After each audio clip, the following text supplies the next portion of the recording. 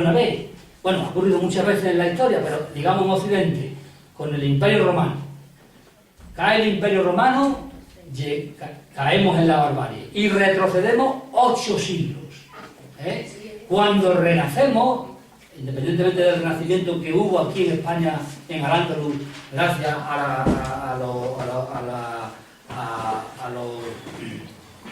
los escritos que habían traducido los árabes en Córdoba, ¿no? En griego. Bueno, pues esta caída en la barbarie es el final, ¿no? Entonces, renacer, como decía antes, volvió a recuperar a los griegos, ¿no? Entonces, es muy importante recuperar, si queremos salir, por abrir una puerta de esperanza, porque pues, siendo un poco realista, creo que no hay ninguna esperanza. Si queremos salir de esta crisis es recuperar el sentido de la ley. La ley la tiene que dar el pueblo. Y aunque sea a través de representantes, da igual, tiene que haber partido político, tiene que haber sindicatos, tiene que haber... Pero bueno, aunque todo eso hay que reconstruirlo, no lo que hay ahora. Lo que hay ahora, desde luego que no, eso está muerto y enterrado. En segundo lugar, se conquistó la inseguridad. La ciudadanía primero, la isonomía y la inseguridad. La inseguridad es que todos somos libres, y significa que todos somos libres para pensar y libres para decir. Bien, eso significa libertad política. Hoy en día no hay libertad política. No hay libertad política en los países democráticos. En España, con la constitución que tenemos, nunca ha habido libertad política, es decir, no ha habido libertad. Ha habido libertad individual. Yo puedo ir por aquí, puedo ir por allí. Libertad interna, es decir, tengo este proyecto de vida mío, voy a convertirme en médico, después voy a hacer esta especialidad, voy a tener tantos hijos, o lo que sea, ¿no? Más o menos, hace uno un proyecto de vida. Pero lo que se dice democracia es libertad política. Y esa es la posibilidad de opción, entre diferentes alternativas. Y no hay alternativas. En España, Franco lo dejó todo atado, muy bien atado. Y la Constitución se hizo vigilada por el poder oligárquico, por el poder tecnocrático y por el poder militar. Y por el judicial, por supuesto, también, ¿no? Y de tal manera que la Constitución que salió fue una Constitución que favoreció a los partidos mayoritarios, que favoreció a la banca, que favoreció a los nacionalismos para que no hubiese conflicto y pudiese haber luego un estado de guerra civilismo, etcétera, etcétera, ¿no? Y en definitiva eso se ha ido enquistando, de tal manera que al producirse ese bipartidismo nos hemos ido separando de los ciudadanos, ¿no? Entonces aquí no ha habido libertad política, pero que tampoco la hay en Europa. No la hay desde 1973. ¿Por qué? Porque el sistema de producción, el único que hay, es el neoliberal. Es por el único que se ha apostado. No se ha apostado por ningún otro sistema. Y es más, durante un tiempo se nos ha dicho, es que no hay otro sistema, que es lo que se llamó el pensamiento único, ¿no? Sí hay otro sistema. Lo que ocurre es que hay otra parte de la libertad, que no he mencionado, y es la libertad de expresión, ¿verdad? Todos tenemos libertad de expresión, todos tenemos la misma libertad de expresión, ¿verdad? Dependiendo del dinero que tengamos, ¿no?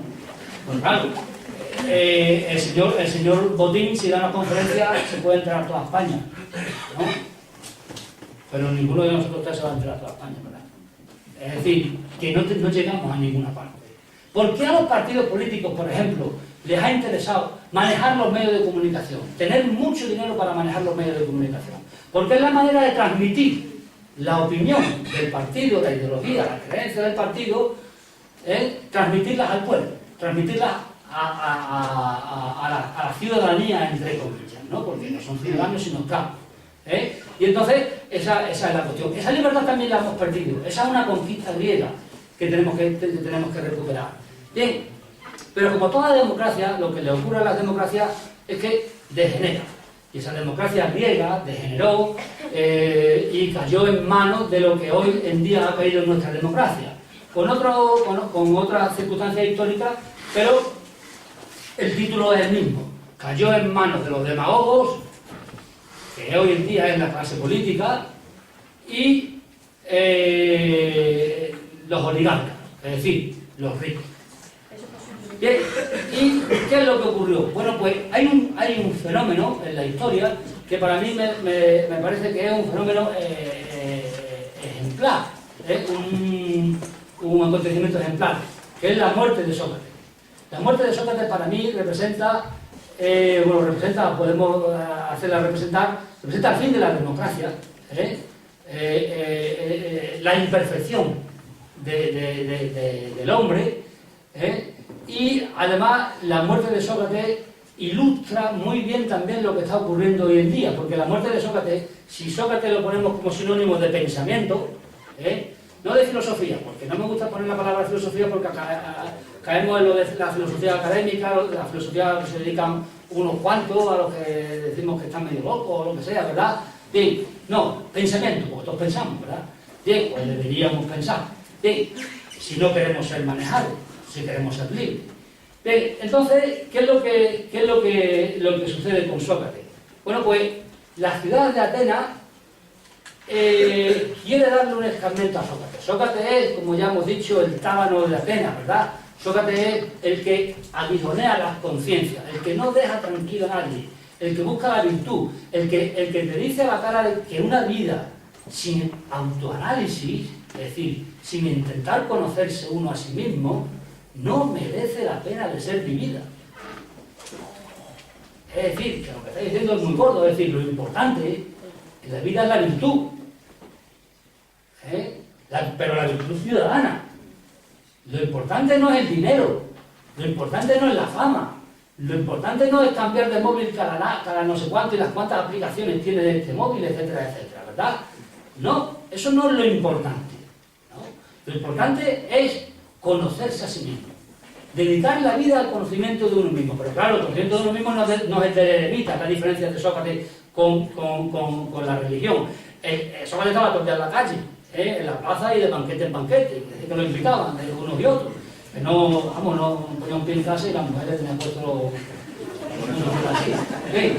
Entonces, la cuestión es que eso es el pensamiento.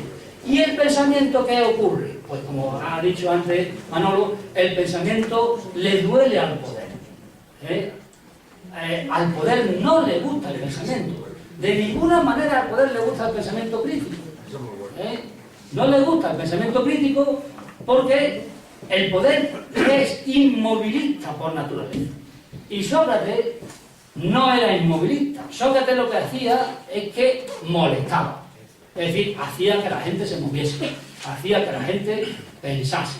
Y claro, ¿qué es lo que ocurría?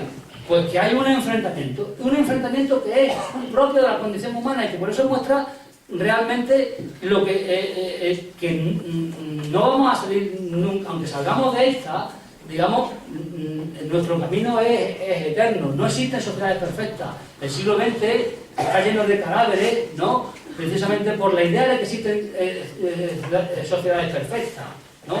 Igual que piensa el neoliberalismo, que la economía del mercado libre, absoluto, etcétera, nos va a llevar a la felicidad y la justicia. No, falso, mentira. No, lo que nos está llevando es a la masacre, lo que nos está llevando es a acabar con los recursos y lo que nos va a llevar, en definitiva, en última instancia, es a la barbarie. Bien, entonces, lo que se produce en el juicio de Sócrates, simple y llanamente, es el enfrentamiento del pensamiento contra el poder. Y además, es que esa es la definición. Mis alumnos lo saben. Pensar es siempre pensar contra el poder. Pensar siempre es pensar contra el poder. ¿Por qué? Porque el poder es lo establecido. El poder es lo establecido. Pensar, digamos, filosóficamente o pensar políticamente o éticamente. Porque pensar también piensa uno resolviendo un problema de física o jugando al ajedrez. No, pensar ética o políticamente, ¿no? Entonces, ese juicio muestra precisamente ese antagonismo que hay en el hombre, que es nuestra propia naturaleza. Y el otro día en Mendelejo, dando una charla sobre estos asuntos, pero con menos calado filosófico y más calado político, pues al final uno me preguntó que si la humanidad tenía solución. Y claro, pues la respuesta es, lógicamente, como estáis viendo, es que la humanidad no tiene solución. ¿Por qué? Porque ese antagonismo siempre lo vamos a tener. El antagonismo entre la soledad del pensamiento y la fuerza de las costumbres, que es lo que representa el poder, la tradición, ese enfrentamiento, ese antagonismo siempre lo vamos a tener. Y esa lucha siempre la vamos a tener. Pues bueno, eso acaba pues con la muerte de Sócrates. Y por eso la muerte de Sócrates, como bien dice Hegel, un filósofo del siglo XIX, no es algo conmovedor, ha muerto una persona justa y buena y tal, sino que la muerte de Sócrates es una tragedia. Es la tragedia del poder humano, es la tragedia política y ética del hombre. Porque lo que acaba ocurriendo precisamente es que la ética y la política no se identifican, no van juntas. Ojalá entonces tendremos resueltos todos los problemas, pero es que no es posible. De ahí el papel fundamental de Maquiavelo, que no voy a hablar hoy, pero ahí está en el libro, porque puso las cosas muy claras, más claras de lo que parece y de otra manera como la piensan algunos, porque se habla de maquiavelismo y no es así, ¿no? Bien, entonces esa muerte y ese acontecimiento de Sócrates muestra nuestra propia naturaleza. ¿Qué es lo que ocurre? Pues lo que ocurre es que el hombre, por naturaleza, tiende a la servidumbre voluntaria. Es decir, el hombre, por naturaleza, tiende a aceptar la esclavitud. Y sobre todo, si es ignorante de esa esclavitud, que es lo que hoy en día ocurre, estamos más a gusto siendo esclavos que no pensando por nosotros mismos. Es decir, lo dijo Kant y lo dijo la Boétie antes, un siglo antes, la servidumbre humana voluntaria. Y Kant dijo las causas muy claras. Vamos a ver, ¿por qué no alcanzamos la ilustración? Porque la ilustración significa el pensar por uno mismo, que es lo que hace posible que seamos ciudadanos.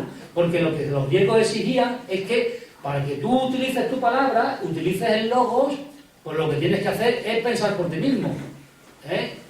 Atrévete a saber, que decía Kant, ¿no? Bien, pues no somos libres por pereza, por comodidad y por cobardía. Es más fácil, dice, que un cura piense por nosotros, es más fácil obedecer a un militar, es más fácil obedecer a cualquiera que esté en el poder, que no tener que uno darse continuamente las normas, las leyes y repensar el mundo, etcétera, etcétera, ¿no? Y luego, por supuesto, el fenómeno de la cobardía. Es el miedo. El miedo nos atenaza, el miedo nos domina y el poder lo sabe. Pero cuidado, el poder también tiene miedo. Y mucho. Y él tiene miedo al pueblo. Tiene miedo a que el pueblo se rebele. Y esa es la única baza que tenemos. Entonces, ¿qué es lo que nos ocurre?